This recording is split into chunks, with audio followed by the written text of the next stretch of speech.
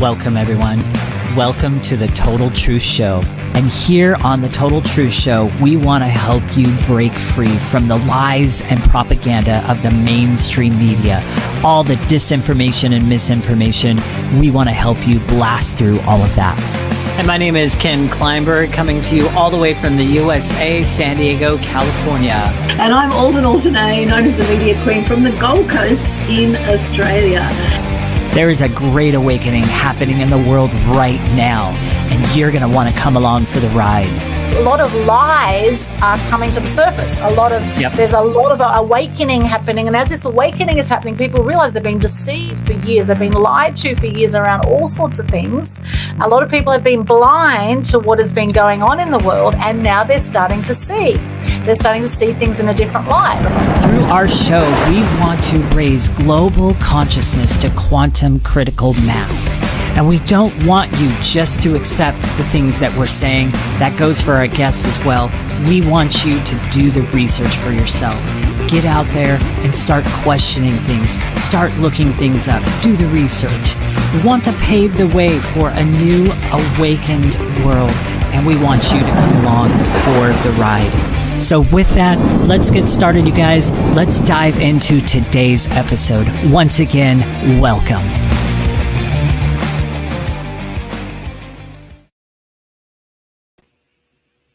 Yes, welcome to episode 65 of Total Truth Show. And what a hot topic this is, the truth about being stuck. Ken, great to see you again. How you feeling? Good to see you too. I'm feeling great this evening, and it's afternoon for you, but I'm feeling great.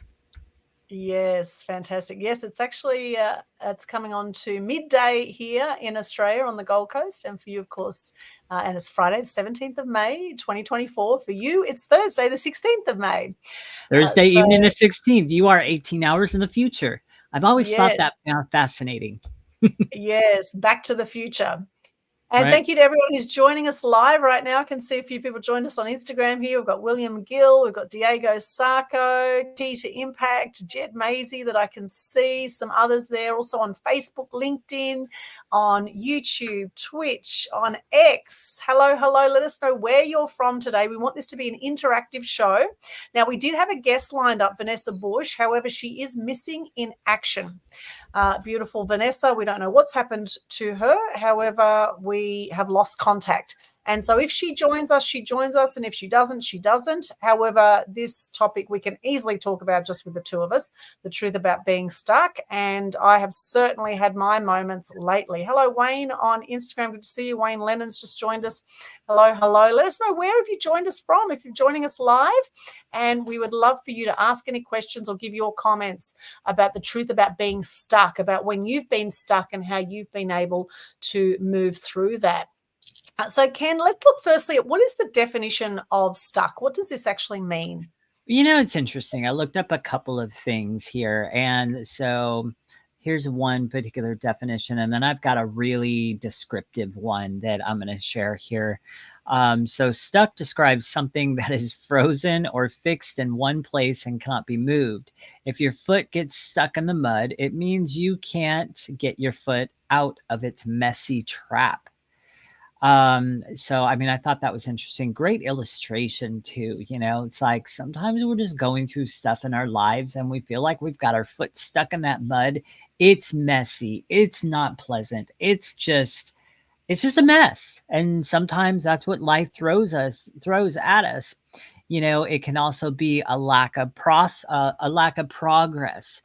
Despite effort, you know, a person may feel like they're not making any progress towards their goals or desired outcomes. You know, one thing I want to speak on that too is a lot of times when we're feeling stuck, we're not actually seeing the whole picture. When we get into a point to where we feel stuck, I like to call it we are getting stuck in the weeds. And we're not looking at the 40,000 foot view on what's actually going on.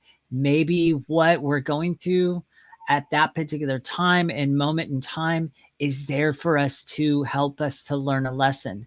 Now, that doesn't mean that the trial or situation we're going through, that doesn't mean that it's not hard. That doesn't mean that it's not craziness and messy and muddy and just frustrating.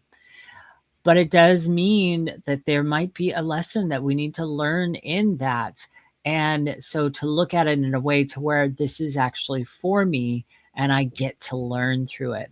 Feeling overwhelmed is another part of being stuck. There might be too many tasks or responsibilities or obstacles to handle and different things like that. And so you can feel unable to prioritize and manage those. Uncertainty or confusion will bring out a state of being stuck. Sometimes being stuck is not, sometimes being stuck, it's about not knowing what the next step is to take. Maybe you've got so many, like even recently with me is perfect example. I've been, praying and asking, hey, God, lead me, show me, what direction do you want me to take my business? And, up until the last recent couple of weeks, there was like a month period to where I literally, had a whole bunch of people just like, hey, you should try this. Hey, you should go here. Hey, you should do this. Hey, you should do that. Hey, you should talk to these people. Hey, you should do that. And I literally got to the point, I mean, all these people were their hearts were all in the right place. They were all being really helpful. But in the end, it created a place to where I was feeling more stuck. I'm like, Lord, what direction do I take? There's so many people. And it wasn't until, recently I had a conversation with a current mentor that I have right now. And she's like, sometimes you just need to shut down all of that and you need to sit and you need to listen to God and you need to listen to what he is telling you, not what everybody else is telling you. And I found that really, really helpful. And I am getting direction now, which is awesome. One more for you. Fear of resistance, fear of failure, rejection, or change can also contribute to the feeling of being stuck, as people may resist taking risks and stepping out of their comfort zones. I know I resonate with this to some degree. Fear of, rejection is a good one for me, and fear of change is a good one for me. I tend to not really latch on to change. At least that was in the past. Now I'm kind of bringing about some change and latching onto that and welcoming it, which is a growth point for me. But I also know fear of rejection, that's been one in the past that's really got me stuck in a lot of different areas. I still see some of it to this day and age, but nowhere near where I was like 2 or 3 years ago. So that's just a real deep dive into kind of like what it means to be stuck. I mean, that's a big giant commentary, but I think that really encompasses everything around that. Yeah, I love that. And I must say, I can relate to everything you've just talked about. They say that fear paralyzes us. And there's a saying Mhm. also, being stuck in the mud, stuck in the mud. Now, mud can be very healing, right? Sometimes you put mud all over your body and it can be very healing. It can be That very kind good of for mud, yes. right? That kind of mud. However, being stuck for too long can be debilitating. I Mhm. think sometimes being stuck for a little while is probably a good idea to slow us down. I think it's part of the intention of life, a part of this roller coaster ride of life is that when we have our really low points, sometimes we need to go through that, go through the eye of the storm, go through those challenges so that we can become stronger on the other side. There's a great saying too that there's always a breakthrough at the end of every breakdown. There's always a breakthrough at the end of every breakdown. And my girlfriend, Lynn Santa, she just messaged me and said, it's always darkest before the dawn. It's always darkest before the dawn. And I really love that as well. And the fact of life is, look, it's the yin yang of life, right? There's always going to be light times and dark times. There's always going to be times when we feel amazing and times when we feel crap. And sometimes when we're feeling crap, if we don't know how to navigate that, how to actually get through that and come out the other side, then that's when you find people killing themselves, right? And this is where we've had 4 times the suicide rates in the last few years through this pandemic than we have before. And normally the stats are anyway about 1 million people a year worldwide take their own lives. 1 in 3 people have depression.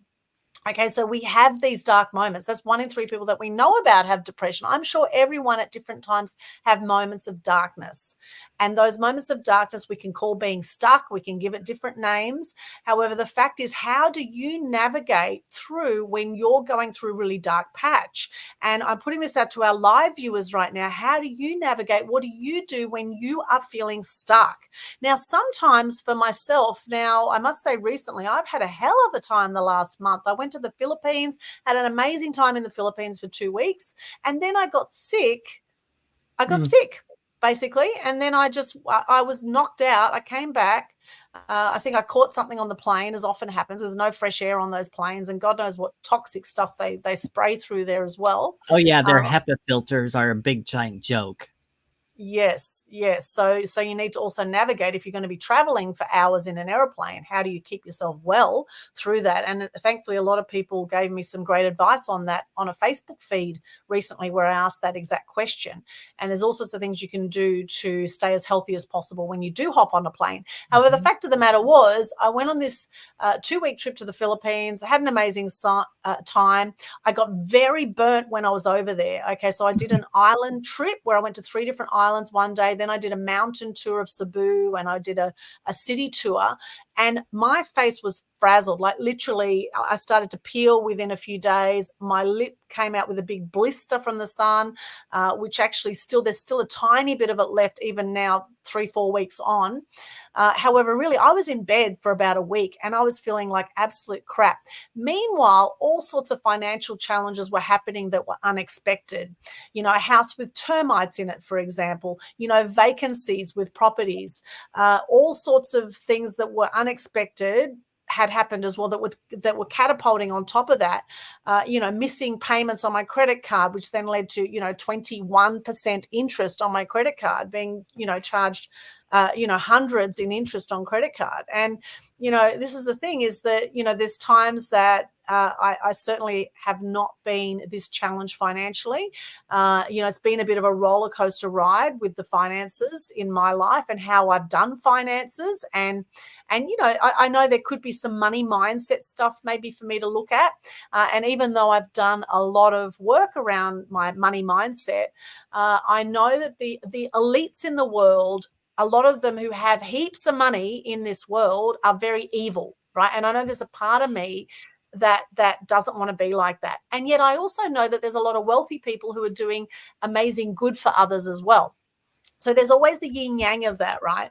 However, lately, I must say, financially, it's been a challenge. We've had 13 interest rate rises in the last year. I had a $20,000 land tax bill this year alone, right? $20,000. And I mean, that's just highway robbery, let's face it. So, I mean, all these things can really catapult and it can have you feeling stuck.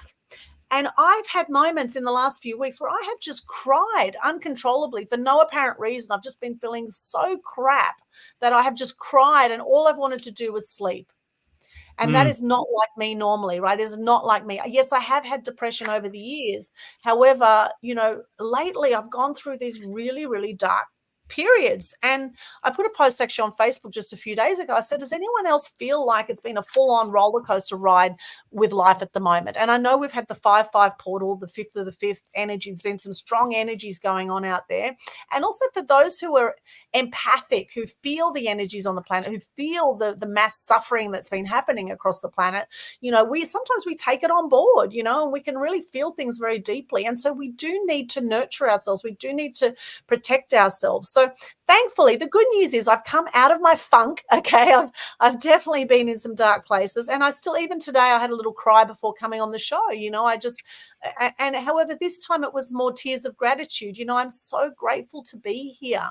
I'm so grateful to be here, to be on the planet. We are such We are so gifted with life. We are so gifted. Mm. We are all miracles of life. We are 1 in a billion just by being born.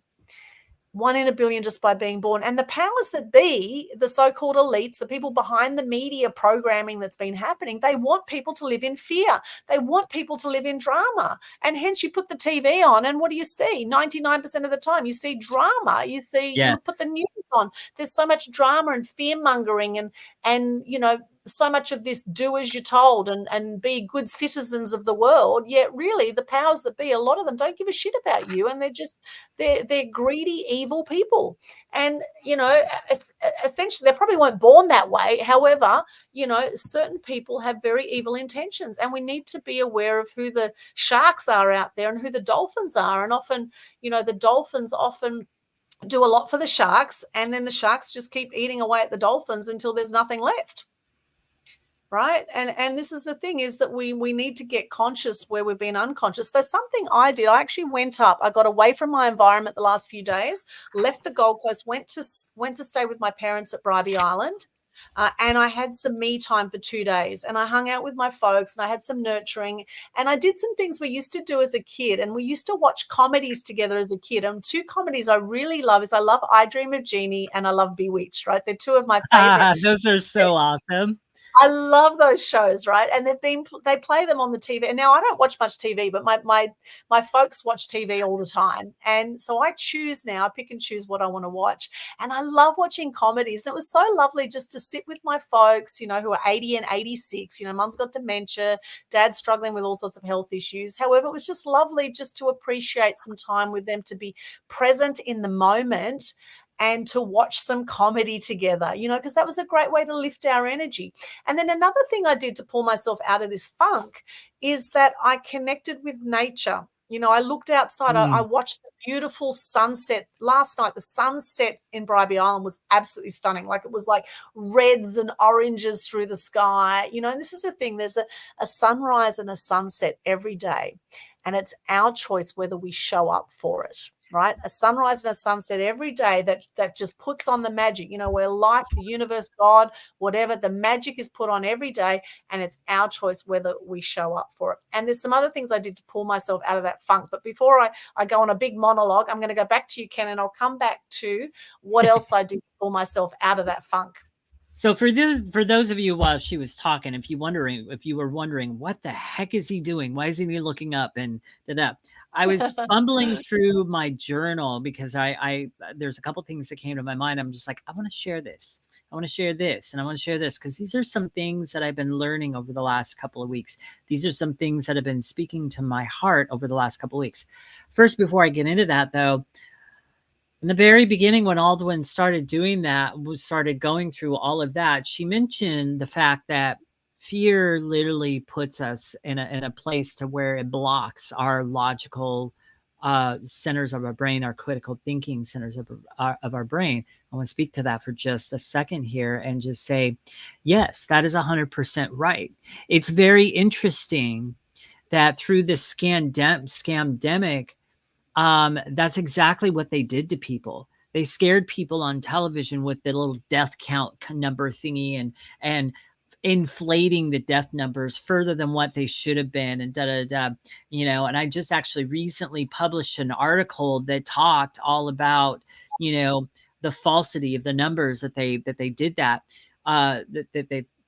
they falsified those numbers, and all the way down to even the PCR tests, the home tests, all of that. All the numbers were very, very, very falsified. They even paid hospitals to tag COVID on patients to bring up the death count number.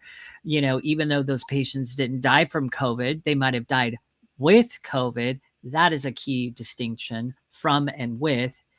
But they didn't die from COVID, but they tagged COVID on a lot of these patients. Anyhow, the numbers were false. They were putting all of this information out there in front of the people, and a lot of us back then were glued to the TV, to the news, and to all of that, and we were hypnotized into that. So then when they came out with this scamdemic, it's just like fear, fear, fear, fear, fear, fear, fear, fear, fear. What it ended up doing is it literally puts you in a state of hypnosis. When you are in a state of fear, you are literally in a state of hypnosis. Then what happens? When you're in a state of hypnosis, you go into a state of it's easier to be programmed. And Yes. so then what happens? So they put you in a state of hypnosis. Here's what you need to do. Here's what you need to do. Here's what, and then they start programming you. And then they swoop in with their so-called solution, the vaccine, for a problem that they created in the first place.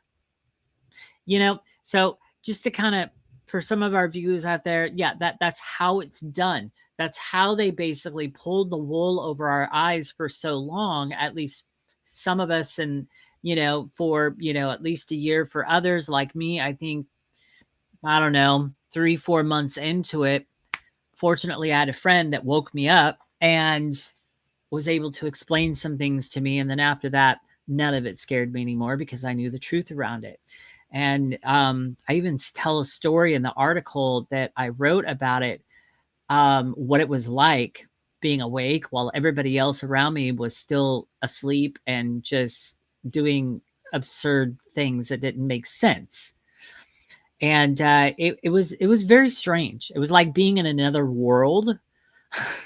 Very, very, very strange. But I want to also speak to money, because I think money, a lot of people have a scarcity mindset around money. And Aldwyn, you mentioned that you're almost kind of scared to be the wealthy or to be the rich and stuff like that. Well, one of the things that, I want to speak to on that is poverty. It's like God did not call us into poverty either. Poverty is not part of the fruit of the Spirit. Neither is prosperity, though. And I'll explain. Prosperity is not our identity. When God blesses us with wealth and prosperity, remember that they are a blessing and a gift for God. There's nothing hyper righteous or religious about poverty or lack. I think a lot of people nowadays kind of latch on to this idea, well, if I just have a modest amount of money and stuff like that, then that's good. They kind of see themselves as better than everybody else. Not the case at all. God did not call us into poverty. God did not call us like that or for lack. God is a God that blesses and blesses abundantly. Wealth is not something for me to be afraid of. And yeah, so I'm reading from my notes here. But when wealth does come my way, let it manifest generosity. This is where wealth and being rich is a good thing. If being wealthy and let's just use the wealthy word. If being wealthy is comes your way and you are wealthy, you've got an abundance amount of money coming your way, things are going really well, let it then manifest your generosity spirit. That's where wealth and prosperity becomes a good thing. End of the day, it really is all about what your heart is doing with it. If you are wealthy and you're hoarding it all and you're keeping it all to yourself and you're being selfish with it, that is where being wealthy and being prosperous is not a good thing for you. The Bible says money, some say the Bible says money is the root of all evil. That's actually a misinterpretation. Money is a root of evil. And how money becomes evil, see, money itself, it's neutral. It doesn't have a soul. It doesn't have a spirit. It's neutral. It is neither good nor bad. It's more of an energy, if you will. Okay. What makes it good or bad is your heart and what you do with it. That's the key, my friends. That is the key. Now, I also want to speak to this because I think for some of you out there who might be entrepreneurs, Aldwyn and I are both entrepreneurs, and I'm sure Aldwyn can identify with what I'm about to say. A lot of times as an entrepreneur, you see others in your field and you see them prospering, you see them succeeding. They're very wealthy, they're very prosperous in what they're doing. And it gives about this spirit of, ah, man, it's saturated. You know, who's left for me? You know, who's left for, to come my way? And here's another thing that I want to speak to. This was from a recent call that I was on with somebody that I'm working with right now. This was just encouraging to me because I sometimes come from that it's called the scarcity mindset, where you're more thinking of a pie where there's only so many slices in that pie. And you're seeing people around you take these slices and they're becoming successful in their business, in your niche. In your niche, they're taking from that pie and they're becoming successful. And in the back of your mind, there's always that temptation of thinking, is anybody going to come my way? Is there people out there that are for me too? My clients to come to me? It's this, but what we need to realize is we are not in a pie shop where the pie can run out or others, or there's not going to be enough to go around. That's an often mindset that we have. There's not enough to go around. There's limited amount of people in my field. It's saturated. It's this, it's that. I mean, this is all language that we use. We instead, though, you guys, I want to encourage you with this. Don't get stuck in the scarcity mindset, as that's our topic, being stuck. Don't get stuck in that scarcity mindset because we are in a garden of abundance. Like an apple has seeds. Check it out. When you take a bite out of the apple and you get to the center of it, what's in the center of an apple? The seeds, right? So when you take, so like an apple that's got seeds that produce more fruit, those seeds do grow into more apple trees that produces more fruit, so that there's plenty to go around. That's the key. So it is with your business and your particular niche, whatever it is you're doing. God has placed me in a garden of abundance. The more we consume, the more he replaces. Check this one out. Even with breathing, okay? When others breathe around you, you're in a crowded room. When others breathe around you, does it take away the air from you? No, of course not. There's always enough. You're in a garden of abundance. There's always enough to go around. Here's another interesting thing to think about around scarcity and being stuck and different things like that. Another thing to think about: algorithms. Algorithms are the most frustrating things nowadays. You got Facebook, you've got Instagram, all of that. We'll just handle Facebook and Instagram as the two main, because those are the two main platforms that people are on nowadays. I'm going to tell you straight up. Facebook and Instagram algorithms are shit. It's the way I'll bluntly put that. They are shit.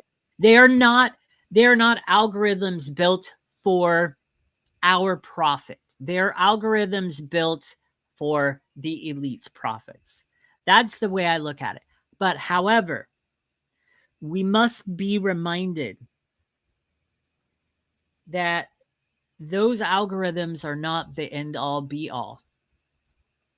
You want to know whose algorithm has our back? God's. His algorithm has our back. He's got the people for us. There's an abundance of people that he has for us. That algorithm is there and he's got our back.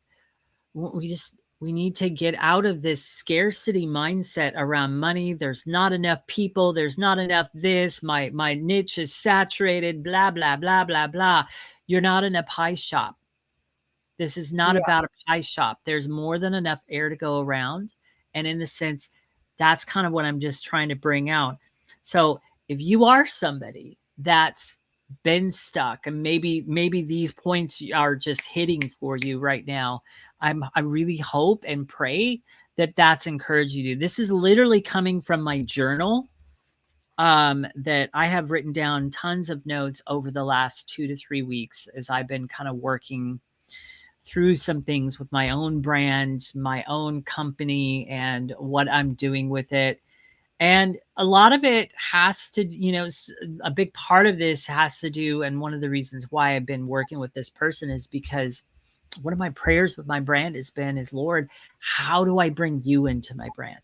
How do I include your message and your things into my brand? How do I make that work? And he, over the last 2 to 3 weeks, has miraculously brought exactly what I need to kind of tweak things and round out my brand just a little bit more and add some more meat to it. More to come on that later as I further develop this, but that's just the richness that I'm going to bring to this particular subject. So that's it. I love that, Ken. Wow. Love hearing you talk, and some great points mentioned there. Now, the money thing, I just want to come back to that, because money can be one of the biggest stresses that has people stuck, lack of money or feeling of lack of money, or cash flow. Now, interestingly, I've been for years been doing personal development. I've attended a heap of sort of wealth events and business events, and it was from some of these early events I attended 20 odd years ago that got me investing in property, right? So I've built up a property portfolio, which is one thing to have the assets, to have the to have the actual wealth in one aspect. However, you've also got to keep the cash flow going to be able to pay for these assets. Now, right now, I've got 2 properties vacant, right? One of them's got termites. And it's a stressful situation because I've still got to pay the rates, the land taxes, all the bills on that, and now the repair work and the termites, to treat the termites, and then to repair the termite damage. This kind of stuff can happen.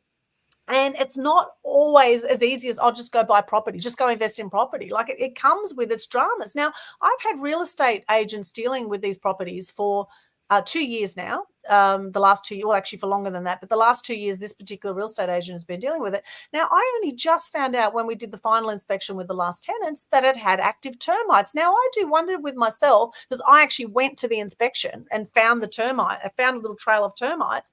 I wonder whether that real estate agent would have looked close enough at that property to actually even notice the termite damage. But as it turned out, they've actually eaten a big section of the house, not just that little area, a big section of it. And God knows how long they've been there actively eating away the house. Now, this kind of stuff can have people feeling really stuck and have people really stressed out. And in effect, it comes back to money, right? Right. If the properties were rented, and I'm actually open to selling both of them as well at the moment, so renting or selling, and you just do what you can. Life throws curveballs. Life throws unexpected curveballs. It's like, what are you going to do about it? How are you going to be about it? Having property is one thing, but having cash flow is another thing. And what I've noticed as the Labor government came in Australia not too long ago, and since the Labor government came in, there's been 13 interest rate rises, right, which means people's home loans have now pretty much doubled, right, in that time. So instead of maybe paying $5,000 a month, you're now paying $10,000 a month, for example. Right. Plus land taxes have gone up because land values have also gone up, which means the government now charges you more land tax, which means also the council rates go up as well. Electricity's gone up, cost of living's gone up, food's gone up. All of this has happened. And so now what I've found is people are being more careful with how they're spending their money, with where they're investing their money. There's a lot more people worried about the future, worried about what's going to come. And now we've got digital IDs being rolled out, right? Digital ID, which is currently voluntary. And if we don't speak up about this, soon you're going to lose all your freedom. Soon it's going to be the mark of the beast. You're going to have the chip in you to access your money. You're going to be rated on your social scores. You're going to have to use the chip and scan to get your money. And I mean, we're seeing it already, right? We're becoming more more and more robotic. We've got AI rolling out everywhere. People are wanting quick fixes. We're dumbing down society with all the AI because people don't have to think anymore, right? Just pop it in ChatGPT and all the other AI platforms. You don't even have to think. Yeah. And now we don't even know what's real anymore. We don't know if the photos we're seeing on social media are actually real or if they're created by AI. We don't know if the people we're seeing on social media are actually real or created by AI. Like all of this kind of stuff can be adding to the stresses that keep people stuck, right? And then you mentioned also the algorithms. Now, it's interesting. I've got about 100,000 social media followers, right? And while I've only got about 700 subscribers on my YouTube channel, I've had over 40,000 views of my over 1,000 videos on my YouTube channel. And the last few times I've gone out in public settings on the Gold Coast or Sunshine Coast, I've had complete strangers come up to me and go, "Hey, you're Aldwyn. I've been watching your stuff on socials for years." And I have no idea who these people are. But the thing is, don't worry about the bloody algorithms. Don't worry about how many people are seeing or commenting on your post, because I can guarantee there are more people watching your stuff than you think are watching your stuff. And I mean, right now I can see we've had a few new people join us on Instagram. We've got Ketan Thakur here. We've got Autos Frank, Robert Mull, great to see you. Robert says, "I agree with you, Ken." Jeff Seferino's joined us. Robert says, "Money is not an issue. Our mind and attitude to the money is the issue." Yes, absolutely, Robert. Great point. We've got Jeff Fields here watching from the Philippines. We've got Oahu Boy, which is a friend from America, actually, from Hawaii. Good to see you. So, I mean, we never know who's watching at any time or a lot of people will not comment, but they'll watch, right? And people get stuck on the numbers. They go, "Oh, not enough people are seeing my stuff," because Facebook and Instagram particularly, it's a pay-to-play platform. They want people to be paying for ads. And now they've got this bloody meta thing. Everything you do, every time you go to search for something in Facebook, this bloody meta thing pops up. It's a pain in the backside. I don't know about you, but it is so annoying. This little meta thing that comes up with AI thing. You go to search for something and the AI gives you their opinion on things. I don't want to hear from the friggin' AI. I've had enough of bloody AI. Okay, yes, AI is maybe good for some things, but really, like, guys, notice if you're starting to lose your mind. Like, literally, are you losing your critical thinking? Are you suddenly relying on AI? Like, I wonder about the kids of the future. Can they actually write? Can they actually calculate in their minds rather than just using a calculator or using the calculator on their phone? Can people actually bloody think out there anymore? It's like The Walking Dead. There's a hell of a lot of people that are like The Walking Dead that have lost their faculties. And this is where we've got so much more dementia, so much more mental illness going on, because people, if you don't use it, you're going to lose it, my friends. You've got to be able to use your critical thinking and question what is going on in the world. Question what is going on in the world. If you're seeing something blasted through the media like 9/11, which then suddenly created the war on terror, something like that being blasted through the media, question, could this be an inside job? Possibly. Could it be an inside job? And in fact, for years working in the media, I didn't question a lot of stuff. And now I've started, tell you what, I'm questioning bloody everything now, because once you take the red pill, there ain't no going back to the blue pill, as in the Matrix, right? There ain't no going back, and you question everything. And the good news is that more and more people are waking up. Thank God, more and more people are waking up. There's communities out there gathering, supporting each other. Thank God we have alternative media channels now. Thank God we have things like BitChute, Rumble. We have X now is sharing a lot more stuff. TikTok. We have all sorts of media out there that is not as censored as Facebook and YouTube. Now, do you know that Facebook took down an Animal Action Day video saying it went against their community standards? Now, this is raising funds for an Aussie wildlife charity, and they're saying it goes against their community standards. Like, the hell is wrong with these people? Anyway, yes, I am fired up, Jeff. Absolutely. I am fired up. Good to see you there. And yes, I do get on a roll with this because, as you can hear, I'm very passionate about it. And, passion and purpose are closely tied together. And when we feel stuck, we're usually not in our passion. We're not in our purpose at that moment. When we feel stuck, I know when I feel stuck and I've had depression, I know sometimes it feels like just a black haze over everything. It feels like I just want to curl up and just disappear sometimes. Right? That's what it feels like. And I don't like that feeling. And the longer I stay there, the darker it can get, right? I understand. I get why people want to take their lives. I do understand it, because sometimes it feels that painful. that you just want to end it. You just think that'll be the solution. But it's not the solution, because you're here for a reason. We're all here for a reason. And it's not to kill ourselves, right? Because we are 1 in a billion by being born. There's a reason we're here. Mm-hmm. And the sooner we can access and tap into what that reason, what that purpose is, of why we're here on the planet, and the sooner we can live that, as I know I'm doing now, because I know this is what I'm meant to be doing. I'm meant to be sharing truth and helping other people share their truth. That's what I do. The more I do that, the more I get in flow, the more I get in let go and let flow. And the more I trust and release this feeling of wanting to control everything. So there's another thing that has people stuck, is wanting to control everything. There's so much we cannot control. And all we can do is control what we can control. And then the rest will take place and go as it goes, right? And the learnings will come. So we have to learn to release. And in fact, a meditation that I did this morning, I realized when I went into my funk after I got back from the Philippines, I thought, what is going on with me? I went into such a dark place. And I thought to myself, oh my God, Aldwyn, you haven't been doing your morning meditations. You haven't been doing your morning meditations, because this is the practice I started to get into to help come out of this stuckness, to come out of this funk, is I started to meditate. I've got an app on my phone called Insight Timer. It's a really great app. It's got a free and a paid version, and you can get all sorts of meditations on there. And I just do like a 5 to 15 minute meditation in the morning before I get out of bed.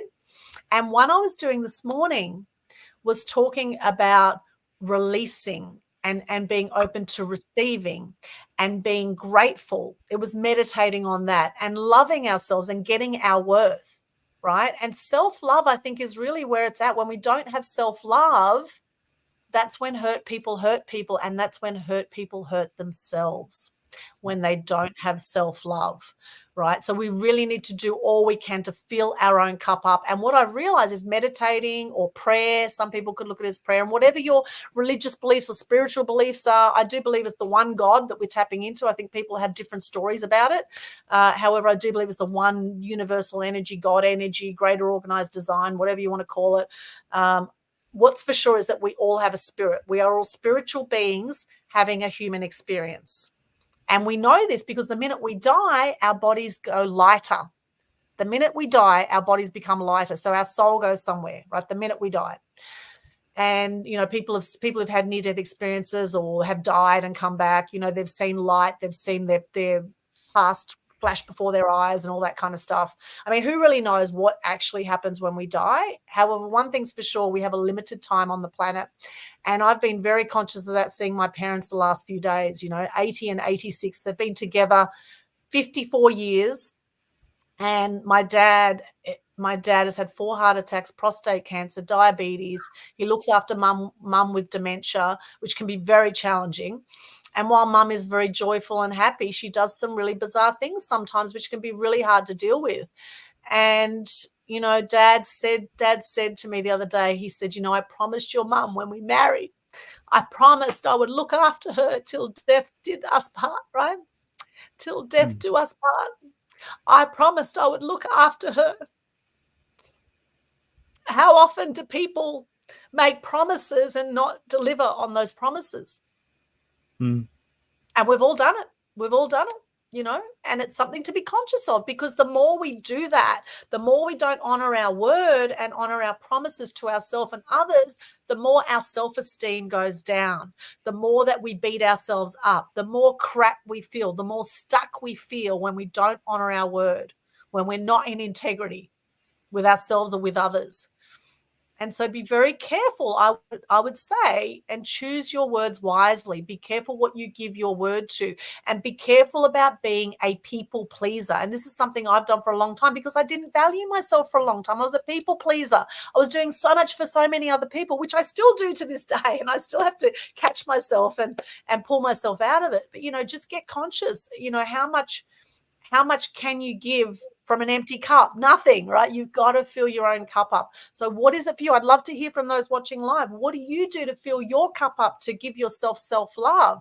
Now, meditation, yoga, beach time, These are all things that fill my cup up. Watching comedies, what is it for you that helps you fill your cup up when you're feeling stuck, that helps you come out of the stuck state? And also getting to gratitude is a very powerful way you can shift your state. Now, Robert's saying, true, Aldwyn, everything starts in us and the way we react and express out.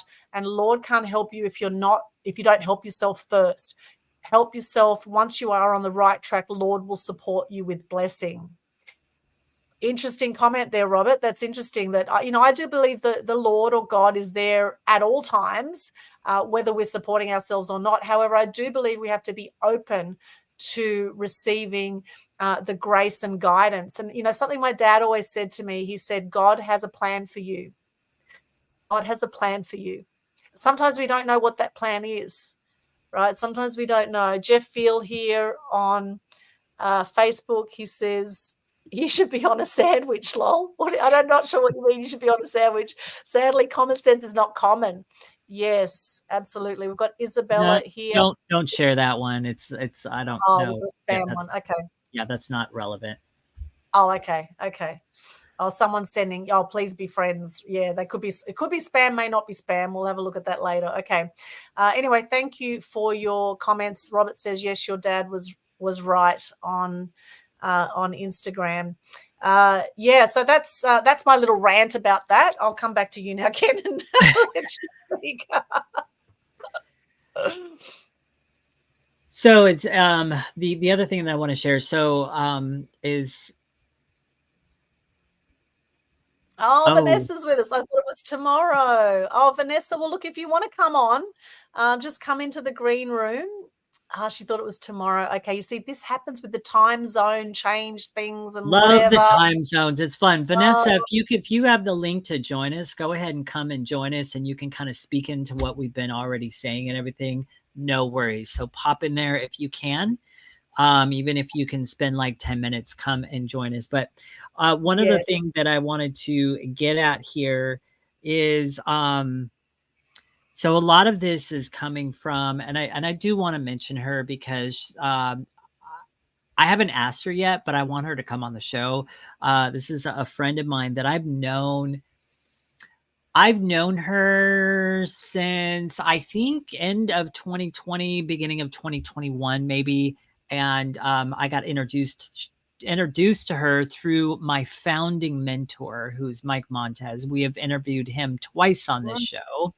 And her name's Francine Ivy, and she's got a wonderful business and approach and program with the way she does everything. Her angle is kingdom entrepreneurs. So, and it's faith-based.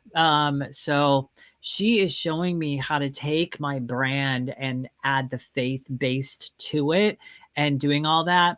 I'm going to tell you, if you're a Christian out there, if you are faith-based out there and you're also an entrepreneur and you're kind of looking to how to piece this together, she has got richness for you.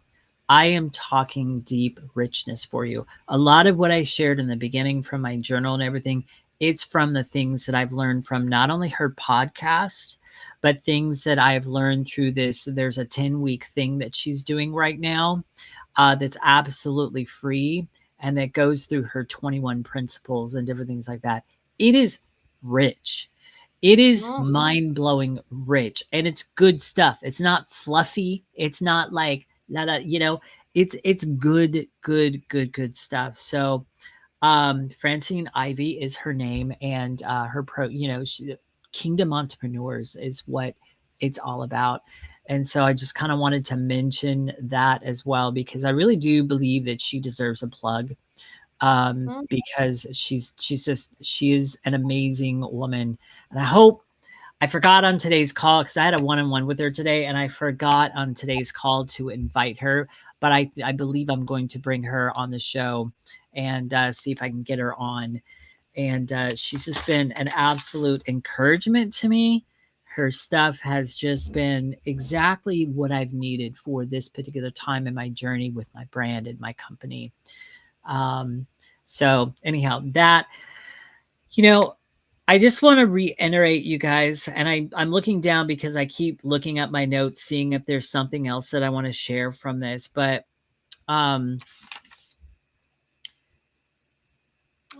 Vanessa's coming on. yay! All right. So Vanessa's here. We'll just add her to the stage.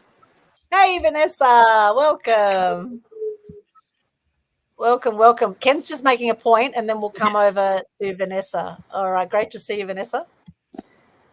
So the other point I want to make, around abundance and so sorry. prosperity. I thought it was tomorrow, but I'm a little relieved because I don't know how I was gonna last an hour because I have never been invited to more than 5 minutes on anybody's show apart from my own. So I was like, oh my God, there is no way it's gonna happen. I know you good talkers, but so I'm glad I don't have to be here for very long. So. Okay, yeah, I'm no sure worries. It's all perfect, Vanessa. Great, you can join us. So I mean, catch me up on what you have been discussing so far. Yes, we'll catch up. Well, Ken's making a point now, and then we can give you a quick recap. Okay, so when it comes to prosperity and abundance, and if I think it's just better if I just read this. So the other side to this is you must learn to be capable and responsible with abundance that he gives you. That God's going to give you abundance and prosperity. You must be able to be capable and responsible with it. And once you learn to do that, he gives you more. So this is even in the small things. Whatever he's given you to do in the small things right now, be faithful with that. Be diligent with that. Whatever that is. And in that, also celebrate your accomplishments, whether even if it's small. And what I mean by that is you celebrate the wins. I am not just talking about a task accomplished. If you're, for example, if you're like writing an article and you accomplished 4 or 5 paragraphs with the amount of time you had, maybe it was 20, 30 minutes, and you put in some 4 or 5 paragraphs, celebrate that. No, you didn't finish the article, but you did put forth. You were faithful with it. So celebrate those little things. Be faithful with that, but also be faithful with what he has given you to do, what he's tasked you to do, big or small. The question I ask is, can God trust you with wealth? It's a good thing to pray over and meditate. God isn't concerned about, God is actually more concerned with your heart than your pocketbook. And if your heart is not correct and he sees that you can't handle a bunch of abundance, it's not going to flow your way until you are faithful with what he's given you now. So, abundance is yours to have, but you must be faithful with what he has given you now. The small things, the big things. And it's not just about, well, I want to do this and I want to do this and I want to do this. No. Okay, that's all great. Great visions and great goals and everything. But what is he giving you now to do? What is he telling you now to do? What is in front of you to be tasked now? Be faithful with that, because he who sows plentiful reaps plentiful as well. He who sows sparingly reaps sparingly as well. So anyhow, that is my last point. I'm turning it over to Vanessa. Yes, thank you. Well, before we go to Vanessa, I just want to make a point on that. One of my mentors, Sam Cawthorn, always says, be faithful with the small and the big will come. Be faithful with the small and the big will come. So, Vanessa, we've been chatting about being stuck and how we've pulled ourselves out of being stuck and what has people be stuck. Things like money issues, personal issues, algorithms on social media has people being stuck. So we talked about some of these things and some of the challenges that we've personally had, and things like depression and how it can lead to suicide if you're not careful when you're stuck. Some of the meaning of being stuck. Now, I know, Vanessa, you've got quite quite amazing history. You've had all sorts of ups and downs in your life. Maybe before we share on this, could you give us a little bit of background about yourself and what being stuck means to you and how you've pulled yourself out of being stuck? Yeah, first of all, to go back to his point, I like the word faithful, but I like the word grateful too. Because when you're more grateful to what you get, to what you receive, you appreciate things. Yes. And like he says, you can do a lot more with when you realize that you have a lot more than you have, and you can build from that too. So I would say, yeah, I've been stuck in so many places and so many different areas in my life, and I've seen people being stuck way more than me. I've unstuck myself 1,000 billions of times, but there come a time when you do get stuck and you don't know when it happens. And this is the conversation we had last time. It was like, you need somebody to give you a wake-up call sometime, because you have no idea you're in that stage. So the goal here today, what I'm hoping, is that people wake up out of their bubble, of a dream. And they used to call me, there were people telling me I was living in a soapbox. And I was like, what the hell are you talking about? Like, I'm moving around, I'm doing things, I'm always out there. But I had no idea that I was not doing the right thing for me, for my life. I wasn't moving forward. I was going in a circle, basically. So it took me a while. It took me, I'll say, at least 4 to 5 years, and with addiction and stress and all this, to realize that I was going into a loop. And I didn't know that. And it's only after family visitors and people would come back every other year, but I realized, damn, I thought things would have changed by now. I was supposed to do all of those different things, but here I am at the exact same place. And that's when I realized that, like, some things got to change, you know? And so, so the first person that actually, to be honest, to like call me on that, was a teacher at school and my son.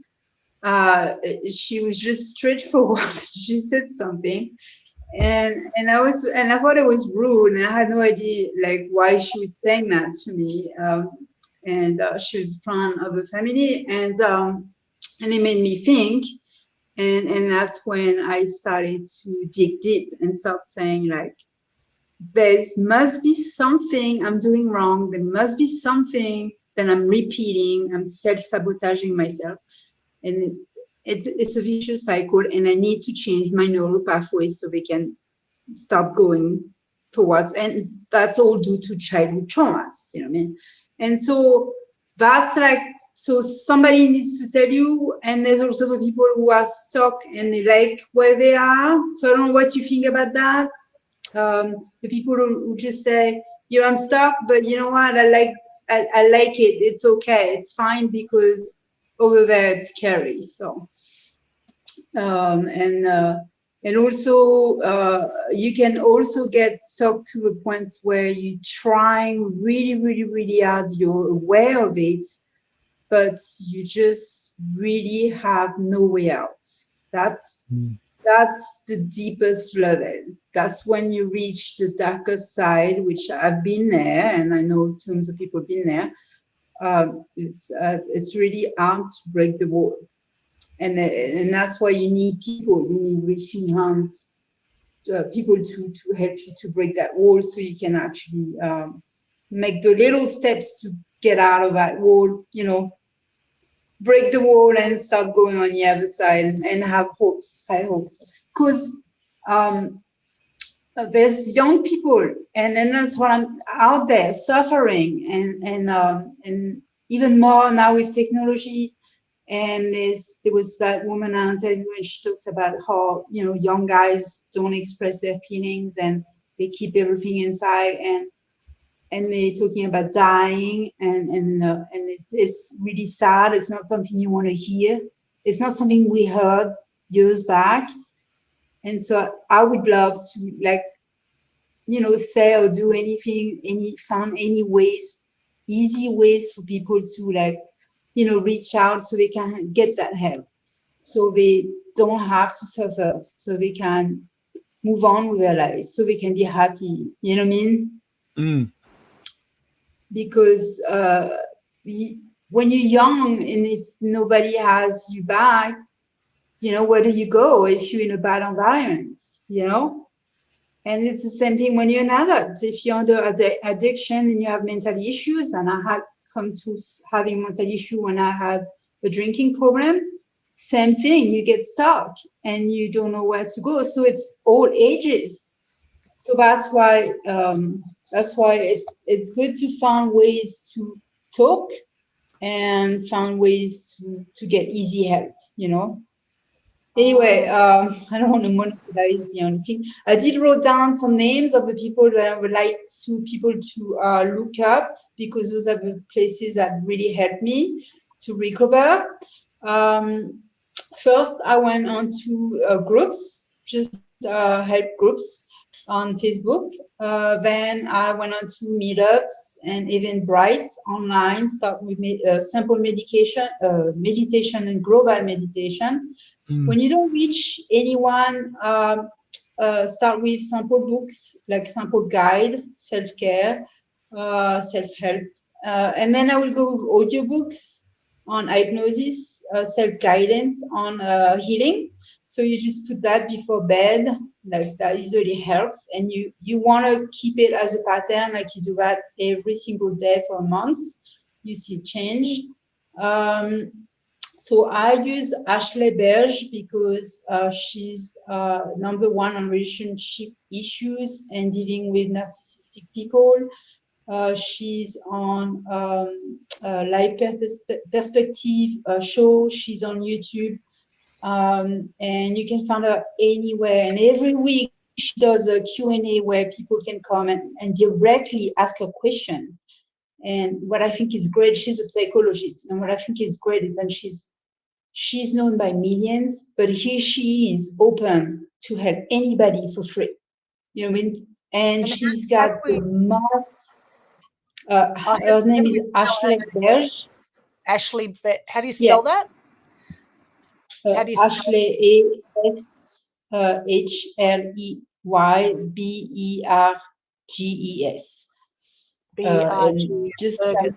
Burgess. Okay, great. Thank you. And then you go on YouTube, you find her. Dr. Ramani, everybody know her. Books just came out. It's Not You. I got the book. It's really good. The Life Coach School, Drew Castillo. She's got 500 podcasts on healing. And you thought, don't control your mind. So meaning that you're having those crazy thoughts, and you think that everything that comes to your mind, meaning that you can't control it. So she said she's basically the master on, like, you create your thoughts, you create your actions. So Drew Castillo from the Life Coach School podcast. So that's another one. And Mary Morrissey, everybody knows her. She's really good on healing. You can watch her. I kind of start with Mary Morrissey and Ashley Berge for 2 years when I didn't know where else to turn, and then I just watched a lot of show on different ways to, like, change your ways, start differently, how to beat addiction. And my favorite guy is Joe Dispenza and Ed Millett. Those are the two guys that, like, there's of course so many other ones, but I just love the conversation because they're just so inspiring, and they're so about true being and true authenticity and how you can achieve that life of success without pain. I mean, of course, there's always going to be pain, but with freedom, at least. I love that. I love that. So many great resources you just mentioned. Maybe we can pop some of those in the chat, some of those links to some of those people, because there are some amazing resources out there. And I'm sure there's people going to be watching, Vanessa, and they're going to go, where's that amazing accent from? And where are you in the world right now? So could you share that for those wondering? Yeah, I'm in Guatemala. It sounds weird when you're like, I'm French American, but I'm like, what the hell are you doing in Guatemala? French American in Guatemala. I love it. Yeah, So, I was in Mexico for a year, but I was on my way to Belize to make a short trip because my visa was expiring, so I was supposed to do like a round trip, but I got scared because of reviews. Reviews scares you sometimes. I read a lot of reviews. It says so many terrible things about rental cars over in Mexico, an accident and giving you a car to like take you or take your passport, or I thought, I don't know. I turned around, changed my mind, and took a flight somewhere else. And then I had a thing with Guatemala instead. Yeah, and now I'm I have to renew visa, and then I'm going to El Salvador, which is just another person. Oh, wow. To El Salvador. Amazing. Not too far from Ken in San Diego, not too far. So a lot closer than Australia anyway. I'm coming to Australia when I was there. I have to visit you. Awesome. We'll see you in Australia. That's very cool. Now, you mentioned, Vanessa, the alcohol addiction. Now, I'm glad you touched on that, because in some of my lowest moments in my life, I also had addictions. I was a big drinker, a big smoker. I was doing drugs through my teenage years. And this is the thing, is when people do not love their lives or love themselves, that's what we do, is we harm ourselves and whether we're conscious of it or not conscious of it. And as you say, a lot of people are stuck in the mud, and they don't care that they're stuck in the mud, because they've always been stuck in the mud, and that's kind of how they feel that life has been for them. And another way to say that is they live in drama, right? A lot of people live in drama, and that's their stuck in the mud, is that they're constantly whinging and moaning and groaning, rather than looking for a solution out of it. Because why? Because they get attention, because they get people feeling sorry for them, right? There's always pros and cons any way we are in life. However, the fact of the matter is, the question to ask yourself is, how do you want to live your life? How do you want to live your life? And after the few weeks that I've just come out of feeling sick and feeling depressed and all sorts of financial pressures and other pressures, I just had to snap myself out of it, because I was stuck. And I just felt like curling up into a ball and disappearing. And then I thought, Aldwyn, just bloody snap out of it, get out of it. And sometimes it can become like a trance. It can become like debilitating. And sometimes we don't even see it. It's like smoke and mirrors. It's like sometimes we don't even see the haze. Yeah. Yeah, you lose who you are, like, completely. I've been there. I didn't know you could even get there. You feel like you have that control. Like there's part of you're in control. But comes to a point of, to me, it came to a point where like I had forgotten the things in the past. I was in it was completely mixed up. Like everything was mixed in different stage, everything mixed up. I didn't remember what stage of my life were good or bad. I didn't know who to trust. You get completely lost. So, and like you said, when you stop and you get addicted to drama, like Ashley Bear, she talks a lot about that, and she said that the problem is when you get addicted to it and then it's gone and it's missing, you feel out of control if you don't have it, because you get used to it for so long, so you need to go back to it and you have to recreate. I never liked drama. I hate getting in trouble, but people used to tell me, stay out of trouble. And I was like, why are they telling me that?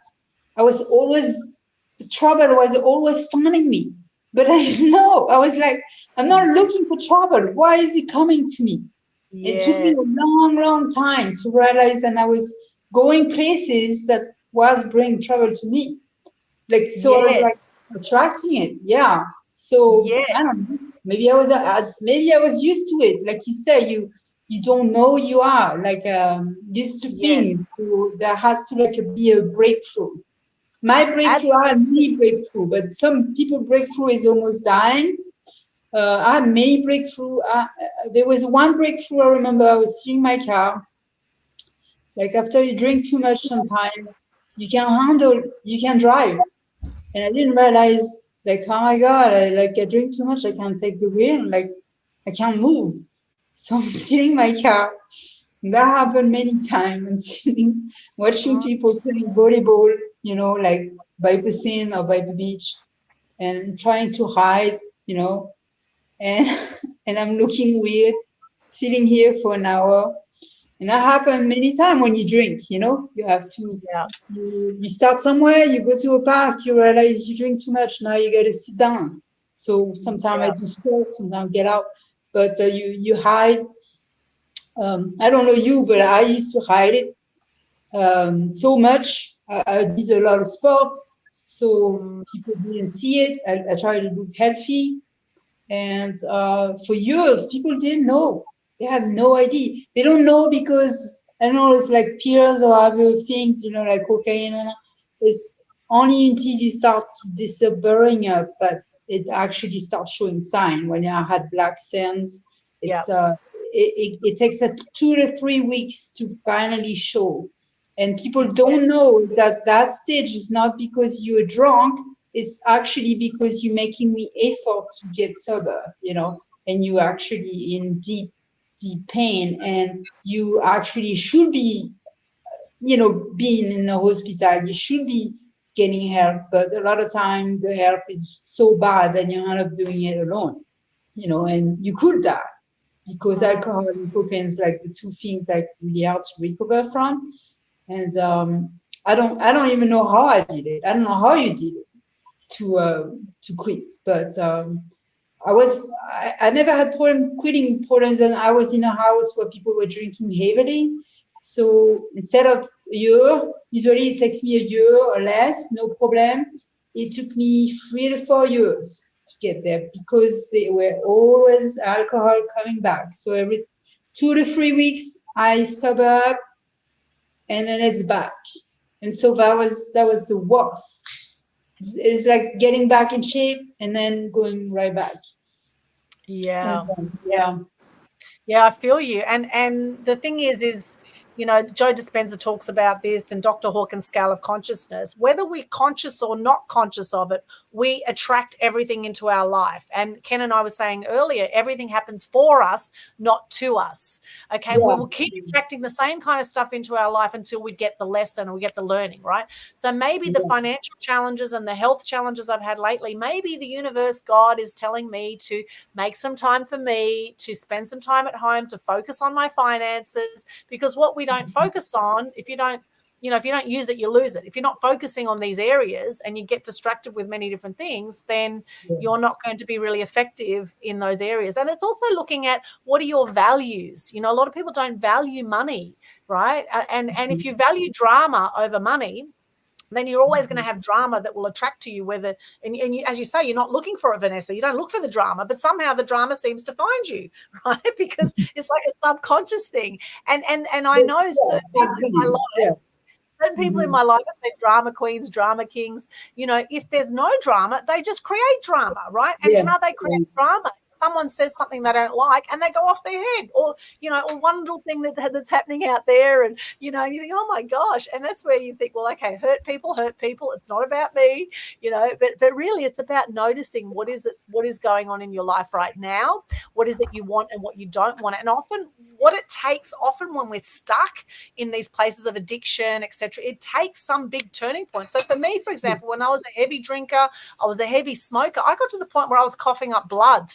Right, this is in my early 20s. I was coughing up blood. I was so sick, and and I actually got really sick as well. And I thought, okay, I've got to stop the cigarettes, and then I went on to smoking other things. But then it didn't seem as bad as the tobacco, right? So then I tweaked it a bit and went on to other things. But that got me off cigarettes. It got me off tobacco, which was great.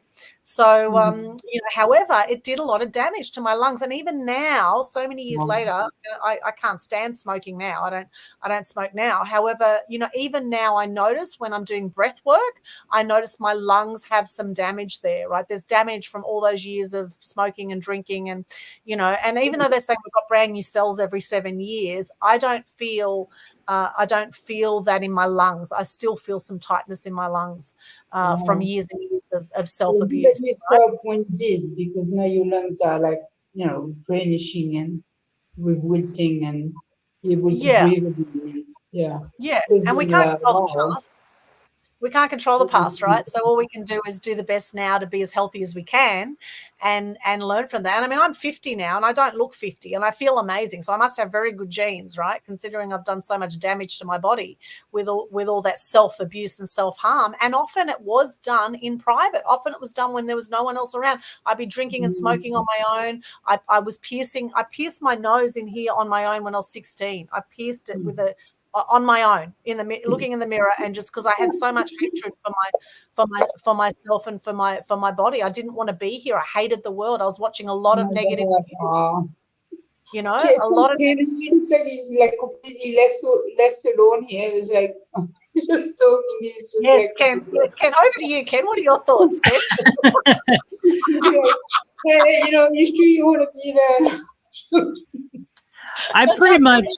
I think I pretty much dumped everything that I wanted to share in the early part of the show and different things like that. So, I mean, it's just, I've been stuck in different areas of my life and learned things through that. And I definitely have stories to tell around that. However, it's like we don't necessarily have the time for those stories, but I can tell you a story really quick that's really sickening. Sure. Go for it. To tell you, because like how sick you can get. So here I was pushing myself so hard I was a massage therapist for so many years, and I was always being shamed by my family or other people, like, oh, you don't have a job. Nah. At that moment, I usually always had work. And even if I didn't have like a actual office, I always had on-call, clients and stuff. But when I was starting to drink really heavy, it's starting to slow down. So it started to become more difficult. But because I was always being shamed, I kept trying. I kept going to interviews, even though could not sleep all night. I wake up huge hangover, but I'm still going the interview and I'm still doing the massage practice all this stuff.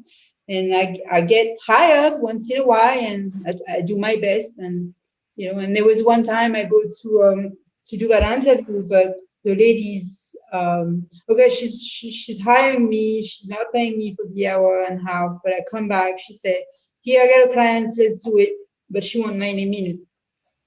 And I had not sleep all night, and I had drink all night, and I was so stressed out because when you drink, you get so stressed out. You get paranoid when you think so much, and you disappear. Just like, but I was trying not to do that. I was trying to be like, the good girl. Like I'm trying to show when I'm trying to walk. So I'm going, and I'm pushing myself. And same as you were saying, at the end of the massage, my nose started bleeding because high caffeine, drinking, and the Red Bulls. And then I hide it and I continued the massage. And I could have just died. And then I drove, and I felt like I was going into a coma. I felt like I was dizzy when I was driving. So I stopped by a gas station, and I started bleeding some more. And I didn't know what was happening. And other time, and I didn't do anything. And it's only after I would drink so much, I wound up at the hospital in the middle of the night after I drank 2 bottles of wine. And they would not take you seriously. We said, oh, you're drunk, you're looking for drugs, and stuff like this. But I would just be like crying for help, be like, I need some help, And that happened like 3 or 4 times. I was just trying to find a way out. Like, I didn't know what to do, But those are the kind of things that can happen. You can die, And plus, if you drive, and I used to drive, drinking, and I'm lucky that I'm still here, So for anybody who's still drinking out there and it's struggling, you got to put a stop to it, because only the worst is going to happen, and only the worst is coming for you. And the hard part about quitting when it gets really hard is that it does take a while. For me, it's over 6 months to get the effect of feeling normal. Some people, it's less. It depends on how many years you drink.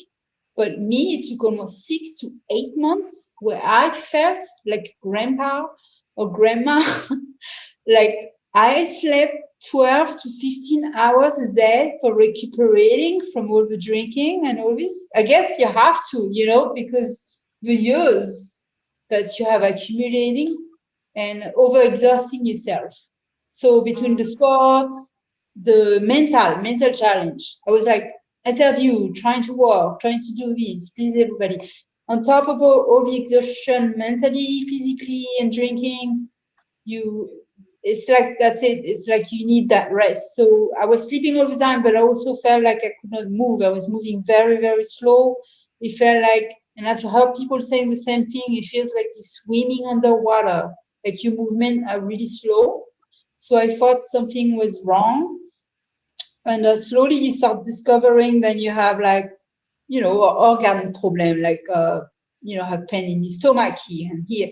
But the best thing you can do is start to uncover it so you can start figuring out what's going on. Because when you're drinking and covering it with alcohol and drugs, you hiding and you don't want to know, and it only gets worse, So, I will so share this story. I will share this story Yeah. that came to my mind while you were sharing.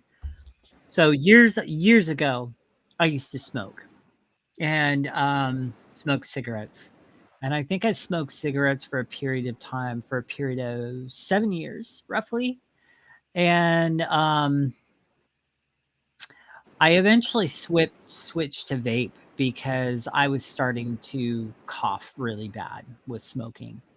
And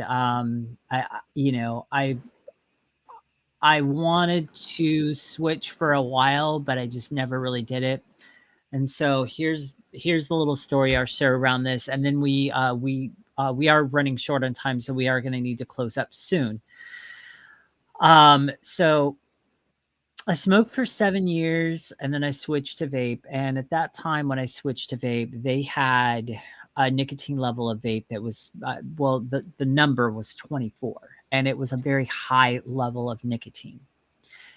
And I went into vaping with that because I wanted to create an atmosphere for myself that did not want to go back to cigarettes.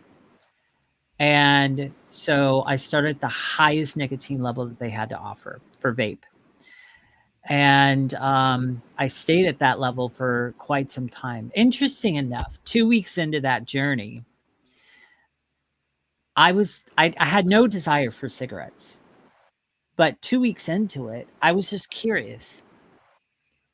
And so one day when I came back home from being at a friend's house, I pulled out an old cigarette that I had and I lit it up. And interesting enough, I remember I wasn't satisfied. In fact, the thing tasted nasty. And so after that, I never turned back. Now, when it came to the vape, I think I stayed on 24 for about, I don't know, 2 or 3 years. And then I eventually started climbing my way down, went to 18, and then I went to 16. And then eventually, I climbed all the way down probably over a span of 4 or 5 years. I climbed all the way down to 3s and 0s. Then it got to the point, because 3 nicotine level is it's very, very, very little. And then obviously 0, I'm just smoking the vape just to have the experience.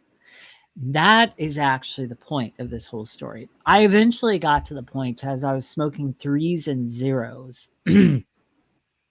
to where I started thinking, I'm like, I don't even get a nicotine buzz anymore. I don't get a nicotine high anymore. And I started really thinking about it. I'm like, you know what? I think the only reason why I'm still smoking this is it's just the psychological habit. Vape pen to mouth, vape pen to mouth. It was the psychological habit that was still there. I always had it on my desk next to me. I always had it everywhere I went. It was easy to grab. And it was a mindless habit, much like when you get stuck on something, you commonly do what, you pick up your phone and you just start scrolling. It's just a mindless habit that you're doing. That's what vaping ended up for me. It was a mindless habit. I wasn't craving the nicotine anymore. I didn't even get nicotine highs anymore from it. So here's how I eventually weaned myself off, since I knew I wasn't addicted to the nicotine anymore. And that wasn't the issue. It was the psychological issue. I started one step at a time. So what I did is I started with, at the first start of my day, when I'm sitting at my desk doing stuff, producing content and different things like that, my vape will not be at my desk with me. Instead, I set it on my dresser back here. So if I wanted to take a hit from the vape, I had to physically get up and go to my dresser.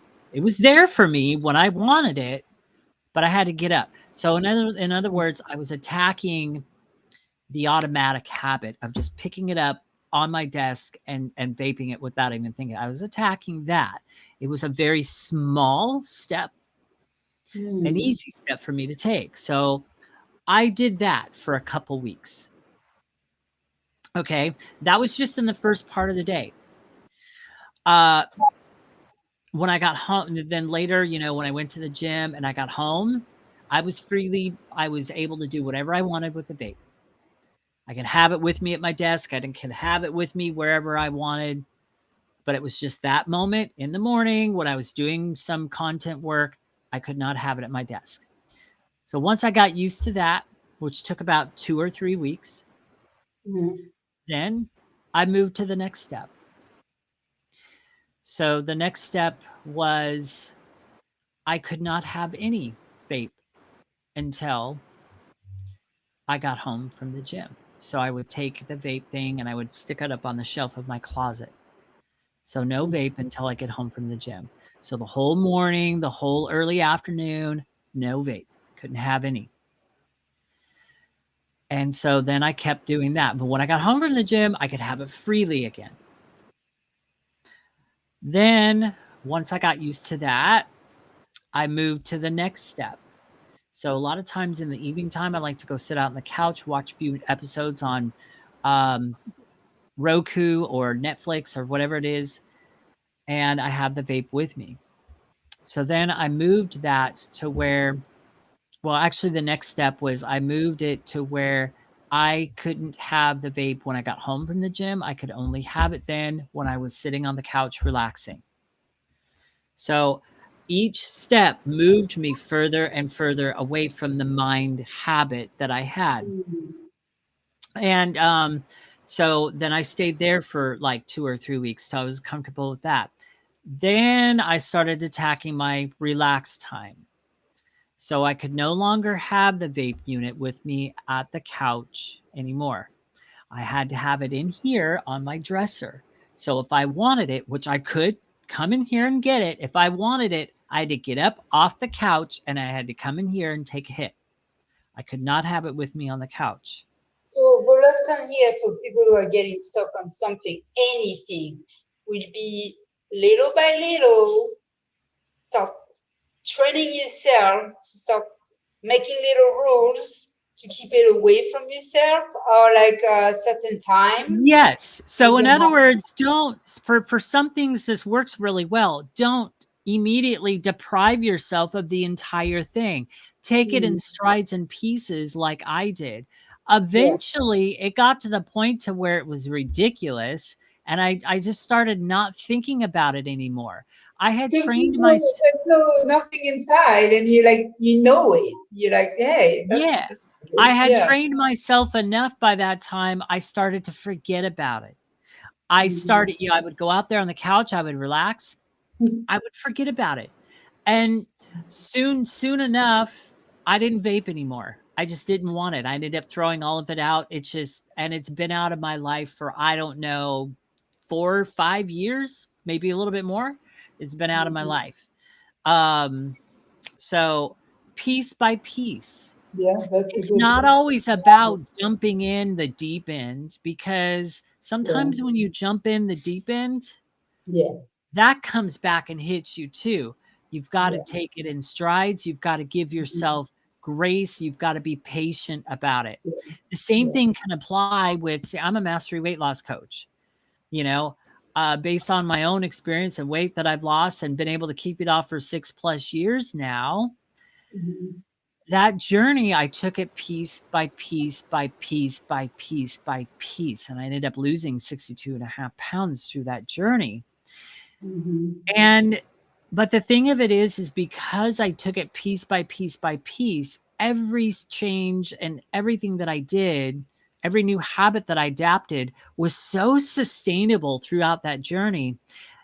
I was able to stay consistent with each new habit, each new change long enough for it then to sink in and become who I was in automatic. Okay. So that's make it automatic, but also you gotta bring some more excitement. You gotta bring some change, something new to your life.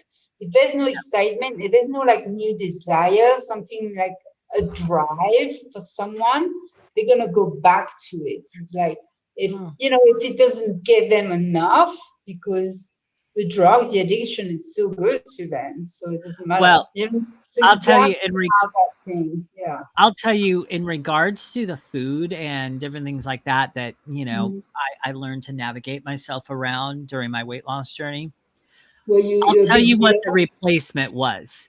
For all the crap that I was eating, I'll tell you what the replacement was. And to this day, I feel like I eat like a king. The replacement was I eat real animal meats. I have steaks. I eat chicken. I eat whole foods. I literally feel like I eat like a king, but it's all whole foods. It's all 1 or 2 ingredient foods, whole foods, good stuff. And I feel like I eat like a king. That's my replacement. I replaced all that other crap with real food. Take up the process and the extra like oil, grease, butter, fried, all of this stuff. Same as pasta. They always say like you can always have pasta, but in small proportion. Like you can make all of this other stuff like vegetable and steam or not steam. But then if you really need that, then just have it in a small bowl and you're not going to get fat as long as you keep moving, Right. And I'll tell you something else because you mentioned butter. No. Butter, real butter, and especially grass-fed butter is not bad for you. It is good for you. That is good saturated fat. Oh, okay. So red butter. Good. Okay. Yes. And meanwhile, while Ken is on the meat, I've gone vegetarian. So there we go, each to their own. But there you go, I got 6. So maybe the vegetarian thing's not so good for me. But it was more of an I've been telling you that for a while, but let's not get on that subject. More of an ethical choice, that one. But some amazing things said there. And there's a great quote: inch by inch, everything's a cinch. Inch by inch, everything's a cinch. And the other thing about, Ken, you when you were fat, how much weight did you lose? 62.5 pounds. 62.5 pounds, and you've kept it off, which is about 22 kilos, I think, for those in Australia. Kept it off for 6+ years now. Kept it off for 6+ years. Now, when you put that weight on, easily, amazing. So when you put it on layer by layer by layer by layer. So we have to take it off layer by layer by layer. And it's the same thing with when we get stuck. When we get stuck, we dig a bigger hole, bit by bit by bit. We keep digging this hole for ourselves, right, until we're bloody almost buried in it, right, until sometimes, and that's where some people bury themselves so far that they just lose the plot completely. However, some people look up and go, oh, my gosh, there is a whole world out here. There is a different way of living. I'm going to now crawl my way out of here, right? It can take some time to get out of it. We're really With that, I will share one more story that just popped in my mind, which I really think is powerful. Very, very powerful, especially if you're stuck, you're frustrated, and it just feels like life keeps throwing all this crap your way. So here's the story, and then I'm going to shut up and I'm going to end with this. So, and I got this from Francine, and it's like the most powerful thing ever. It's a story of this guy and a donkey.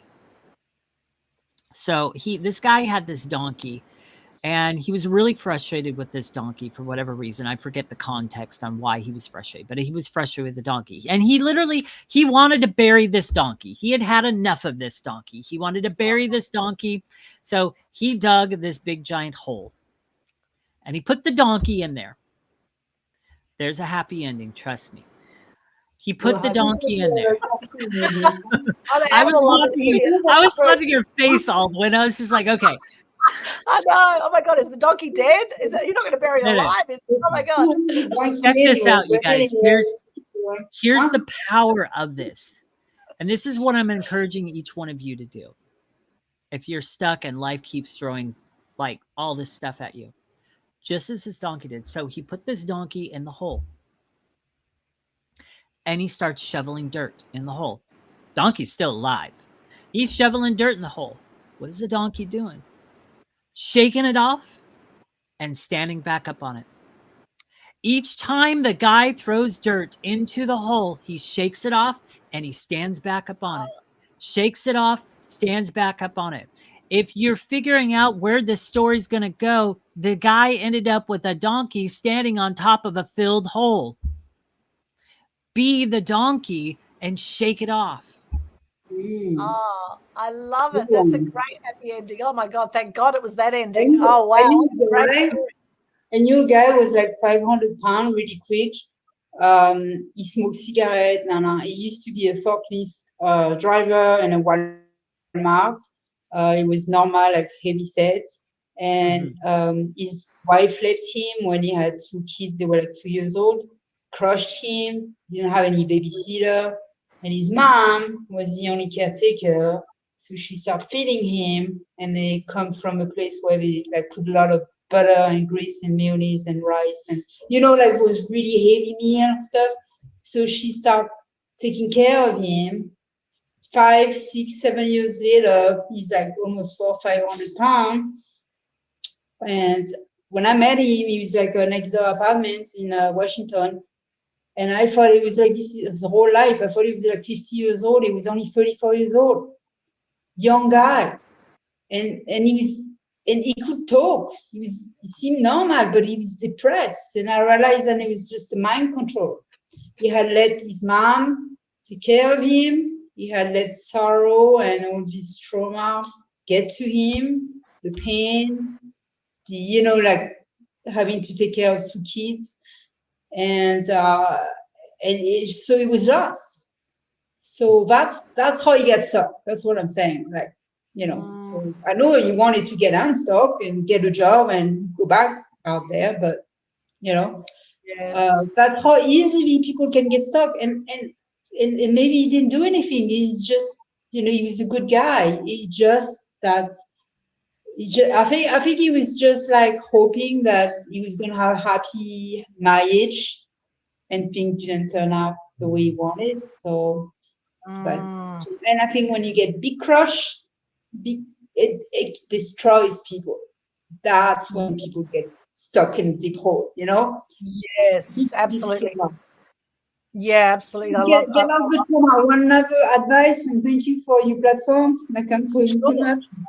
Sure. It's saying there was something that I used to never care about before, and that's why I moved on from all my trauma until like I was like 30, 35, something, maybe a little younger, where nothing touched me, but it didn't matter, nothing. It's because I didn't give a crap about what happened, and because I didn't make a big deal about it, and because I didn't amplify it, because I didn't realize how big it was. Maybe it was big, maybe it was bad, but I didn't make it a big thing, and that allowed me to keep on moving and living my life more happy. So that's another way, you know what I mean? It's not like you're not ignoring it, you're still gonna have to deal with it. Yeah, I love that, Vanessa. And there's a great course I did called Landmark Education. And one of the courses they talked about being committed, not attached, Be committed, not attached. So be committed to what you want in life, but not attached to how that's going to look. So it's like your friend, the marriage broke down. He really wanted the marriage to work, but it takes two to tango, right? So for anyone who's had relationship breakdowns, it can be one of the hardest things that has people be stuck. However, it takes two to tango. If you don't have two people on the same page, then, you know, there's only so much you can do, right? You can't lead, you know, you can lead a horse to water, you can't make it drink, right? So sometimes we just have to let go.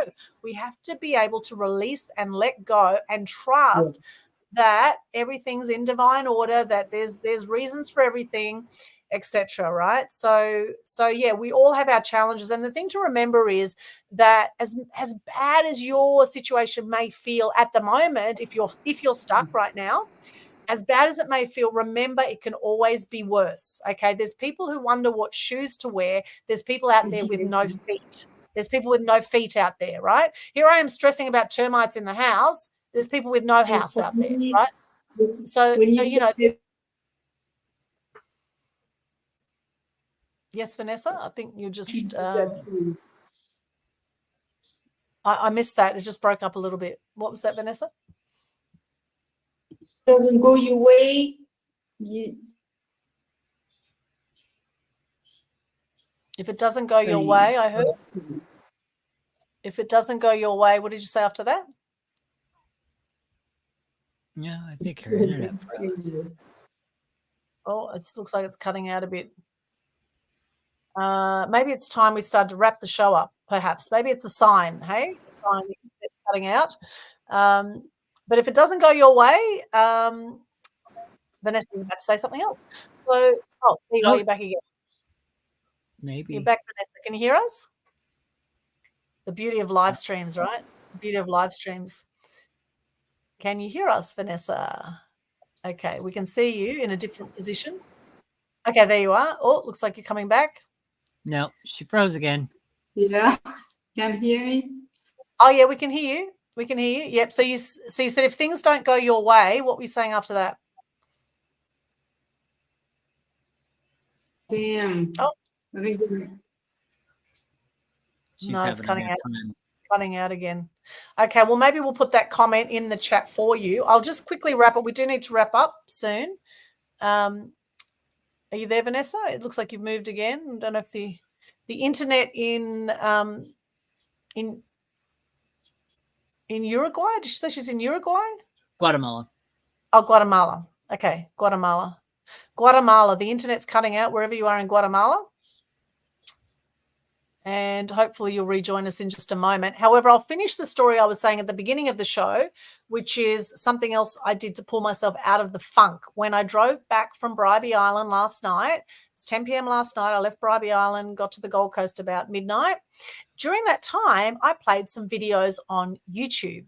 And the videos were around organisation and discipline, how to be organised and disciplined, because I found myself that when I was in a funk, I felt lazy. I felt like I didn't want to do anything.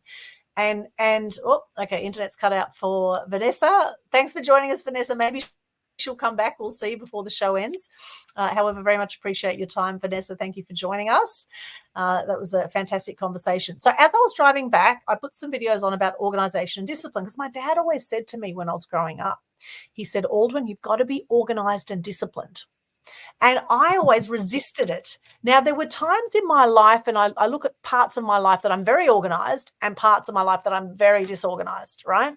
And I thought to myself, well, how can I really strengthen this muscle of organization and discipline? So I was watching all these videos, getting a whole lot of ideas. And one of the things I heard, and I've heard this before, however, I hadn't acted on it. And of course, knowledge without action is nothing, right? I mean, it's knowledge, but, what's the point without action? So one thing I heard was, before you go to sleep at night, plan out your next day. Plan out your next day. And I thought, okay, now this is something I've heard a million times, but I haven't done it. So last night, as I went to bed, I got my diary out. My cat was very happy to see me come home. He was jumping all over my diary. And so I had lots of love around me with my beautiful footy cat. And I thought, okay, what are my main priorities tomorrow? And I started to write down in my diary, because I like to handwrite things. I also have an online calendar. I wrote down, okay, what are my main priorities? And this morning, I got up energized. I did my meditation. I started with the top thing on my priority list. I've already knocked off a whole lot of things and more off my list today. And I was on focus. I've heard a lot about this. When you plan out your day the night before, your subconscious mind goes to work to making it happen for you the next day. And you wake up and you know exactly what you need to go and do rather than getting distracted by a million different things. And if there's any other entrepreneurs out there who have slight ADHD tendencies and get very distracted easily, then this could be good for you to keep the focus. And so I just want to say that happened literally last night and this morning. I've had a fantastic day, and this has been a brilliant show, and we have gone over time, so we do need to wrap up now. But Ken, over to you. Is anything else you want to say about the truth about being stuck? Any other tips on that before we go to how people can connect with you? You know, I just want to remind you with that last illustration I gave. It's a very powerful illustration, and it was kind of an aha moment for me when I heard her share it. I was just like, that's so brilliant. You know, be the donkey. Be the donkey. Shake it off and get up on it. Shake it off and get up on it. Shake it off and get up on it. Be that donkey. Yes, so beautiful. And Wendy Ann, hello, Wendy. Thank you. This was so helpful. Oh, our absolute pleasure, Wendy. And for those watching right now, we had a few more people join us on Instagram too. Finn has joined us, Pretzel Mora, Georgie K, Scotty D, Pinchy Chilangamon. Thank you for joining us. Yes, Wendy says, thank you so much. We really appreciate you. And, you know, there's a reason for everything. There's a reason you've tuned in here today. And maybe there's something we've said that has inspired you. Or if you have some tips on how you have come out of being stuck, please share them in the comments. Let's share the love. Let's all help lift each other up, because with a rising tide, all boats rise, right? With a rising tide. So let's all, you know, lift each other up rather than put each other down. When he says, be the donkey, shake it off. Yeah, I love that. I was really worried you were going to bury the donkey alive there for a moment. Because it has happened in Pakistan where they had live export of sheep, and they actually did bury them alive in Pakistan. In fact, I was interviewed about that a few years ago on ABC about what I thought of the burial of thousands of sheep alive in Pakistan when they thought they were diseased coming off the boat, or there's one or two that were diseased or whatever that wasn't well after a 50 million hour trip on a boat across from Australia to Pakistan. Anyway, they buried all these sheep alive. I was horrified. And so, of course, that came up for me when he started to share the donkey story. We were doing an animal action event at the time with Herb Armstrong, the grandson of Louis Armstrong, actually was performing at that event that year. Hope floats. Yes, hope floats, Wendy Ann. Absolutely. Thank you so much for sharing. Yes, please let us know what you thought of the show. Let us know your comments, anything else you want to add to, any questions you have for us, please pop them in there. If you think someone else could benefit from this too, please share the love, and we'd love to help spread the word out further and help to wake people up one show at a time. Maybe one comment has just gelled with someone, thought, yep, that's just what I needed to hear today, like Wendy has just said there. So Ken, any other comments before we go to how people can connect with you? Nope, I think that's it. Okay. All right. Well, how can people connect with you, Ken? People can connect with me through my link tree, and in my link tree, you're going to find a few links towards the top of it. One will be an appointment, will be an opportunity to book an appointment with me. So that appointment's free. Book it with me. It's my calendar link. And I'd love to be able to have the chance to meet you, get to hear more about where you're at, your story, and vice versa. And maybe even possibly be able to help you on your weight loss journey. You know, so I mean, the thing of it is if you're struggling with weight and you're confused by all the messaging that the industry is sending out there right now, and all the different things and everything that they say, and you're frustrated by the lack of results, and you want to finally be able to keep that weight off, reach out to me. I'd love to be able to see if I can help you and point you in the right direction for that. So my calendar link can be found in my link tree as well towards the top. Also, towards the top is my master class. You can sign up for the 7 mastery keys to weight loss. It is only an hour and 15 minutes. I've kind of condensed it into a nice bite-sized chunk, and it goes through those 7 mastery keys, and it's a great place to give you a great place to start and all of that. Lastly, is a link to my direct website. You can go to my website and check out everything that there is about me, find out, what my angles are and everything. Also on my website is a blog section. I've been writing some huge deep dive articles, and they're really, really good. They're in depth. Most of them are not short reads, but they are full of deep stuff. This is not like your surface level stuff. There's a couple or articles in there that I've written that are, just kind of like regular stuff, but they're helpful. And then I have my deep dive articles that I'm building up in there. My link tree, how to get to it for those that are listening by audio, it is linktr.ee/Fat Fighter Ken. Absolutely. And that is Fat Fighter Ken, even though we had Finder Ken, because one of our guests. That's another nickname I've been given, but it's Fat Fighter Ken. And another variation of that is Fat Fighter for Truth. Yes, I love that. I love that, Ken. And what's your favorite quote you'd like to share with us today? Treat the word impossible as nothing more than motivation, by Donald J. Trump. Yeah, beautiful. Love that. Wendy Ann sending us some love, sending you love back. She says, sounds awesome. Nice. Oh, she likes meat there. She's put meat. So you're not a vegetarian, Wendy Ann? Yes, Wendy. Oh my gosh, it's like the yin yang with Ken and I. Anyway, I am an A+ blood type. Let's not go into blood type diets. Apparently they get more energy from vegetables, whereas O types, which Ken probably is an O blood type, they enjoy meat more. Apparently, that's just one theory. You might want to hop along to one of Ken's workshops to find out more about that. So anyway, in the meantime, for those who want to connect with me, you can go to linktree/Aldwyn, linktr.ee/Aldwyn, ALDWYN.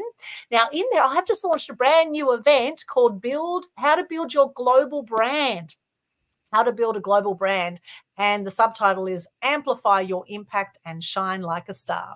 Shine like the star that you are. I'm so excited about this. It's coming up May 31 at 11 a.m. Australian Eastern Standard Time.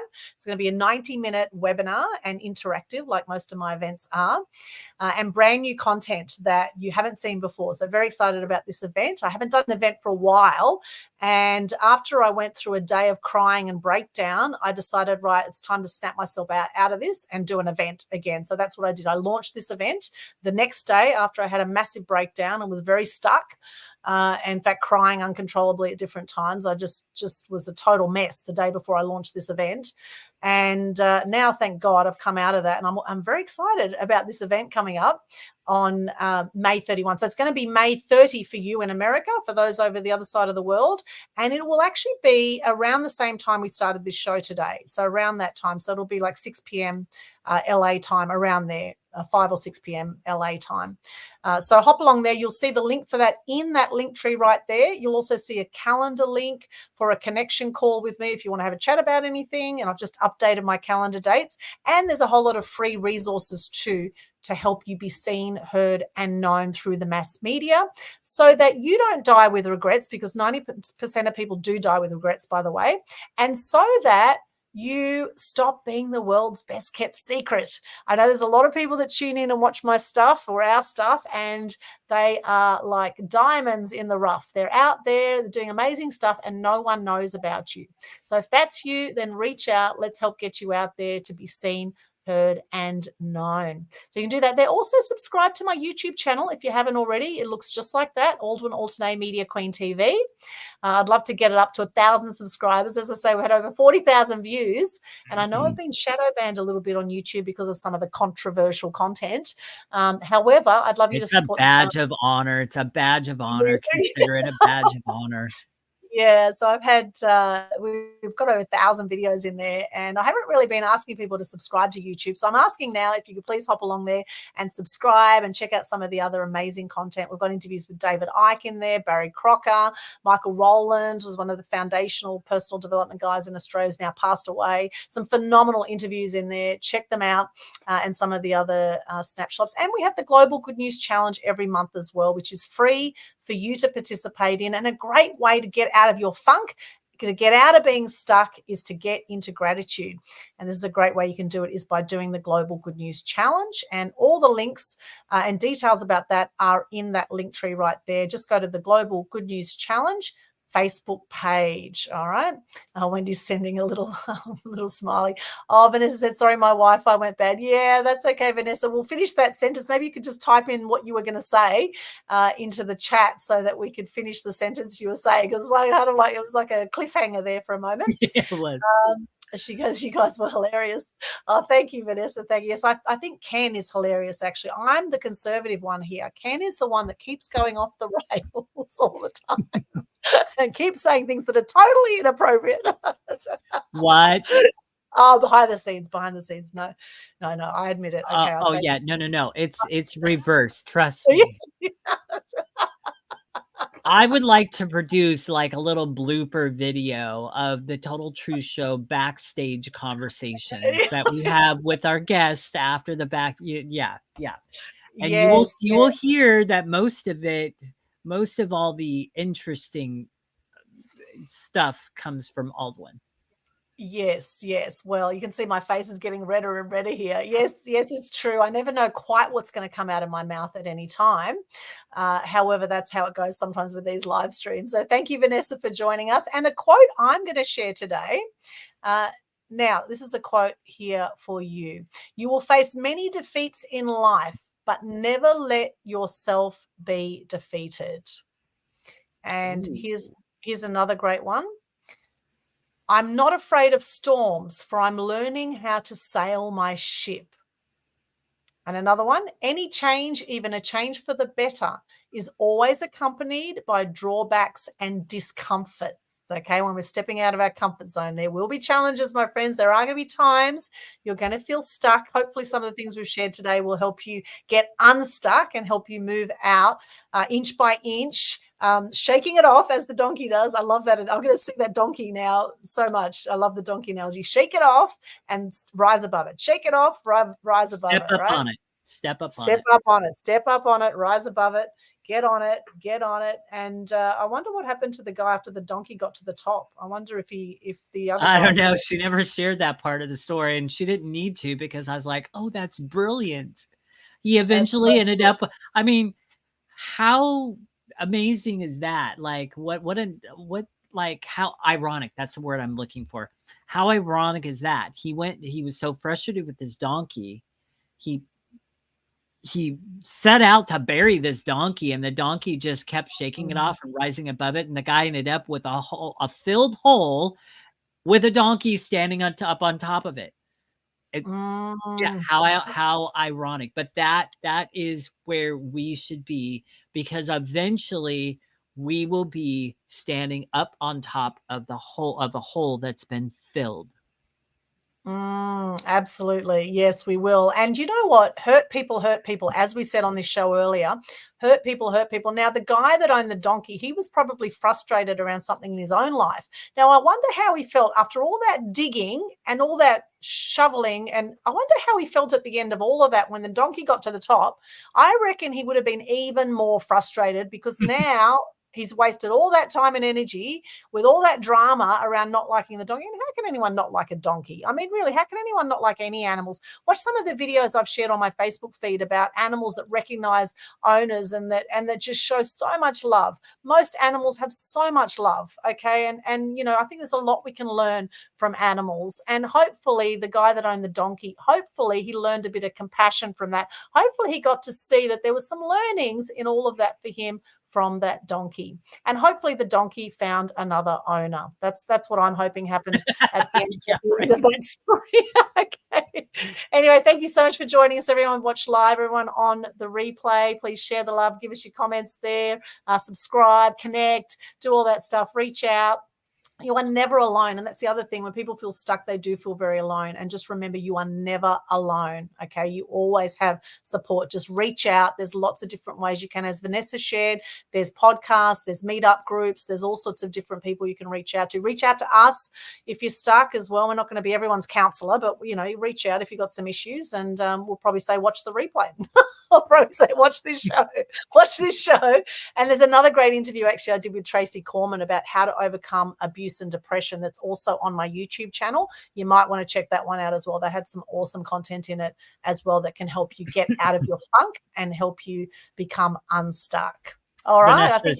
Vanessa says we're hilarious. Yeah, she says, well, yes. Thank you, Vanessa. She's quite hilarious herself, I must say. Love your work. Thank you so much, Vanessa, for joining us too for half the show. Thank you for joining us. That was really cool to have you there. And we've got more amazing guests coming up on Total Truth Show, the upcoming episodes. We're booked out for the next few months now, which is really cool. So do stay tuned. Make sure you like our Total Truth Show Facebook page as well. If you haven't already, check out some of our previous 64 episodes, number 65 today. And Ken and I have never met in person. Can you believe it? We met through COVID. And here we are. We've never met in person. However, I will be making a trip to America sometime in the not too distant future if you don't come to Australia first. So we'll see how we go with that one. And thank you, everyone, on Instagram, Facebook, LinkedIn, YouTube, Twitch, X. Thank you for joining us on the podcast platforms. We also put this up on our BitChute and Rumble channels, on Telegram. So please connect over there as well. Lots of love to you. Mwah. Sending you much love. And please be kind to yourself. Please love yourself. You are amazing. And we'll see you on the other side. All right.